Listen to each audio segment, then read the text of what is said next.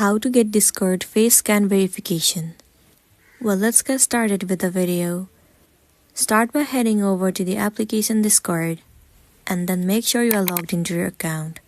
Once you have been logged in, you need to head over to You at the bottom right corner of the screen. Click on the settings icon and then move into Content and Socials.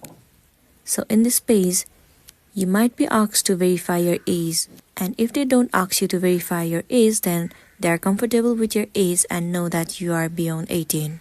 You can check by clicking Do Not Filter. It will let you enable the Do Not Filter if your age has been verified. Also, you can move into sensitive content filters and allow all of these options. And if you really haven't verified yet, then you need to head over to Help Center. Scroll all the way down and move into Support right here. Wait for a while for it to load. Now in this page, you can click on Submit a Request. And in order for you to submit a request, you will need to sign in into your Discord account and then file a report. In the message section, you simply have to write that you want to get Discord face scan age verification and then click on Send. After 24 hours, it will definitely help you out and then you'll be good to go. So that's the end of the video.